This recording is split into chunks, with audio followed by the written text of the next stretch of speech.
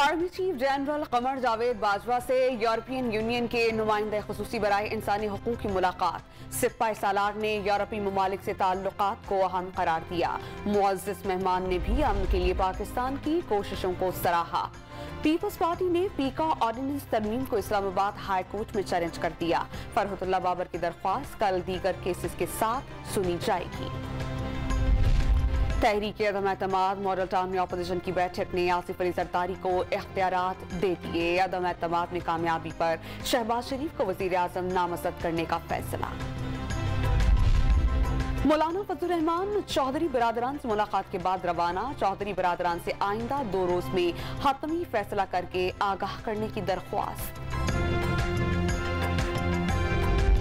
और लाहौर कलंदर्स के खिलाफ मुल्तान सुल्तान्स की पहली विकेट 3 रन्स पर गिर गई। शान मसूद 2 रन्स बनाकर मोहम्मद हफीज का शिकार बने।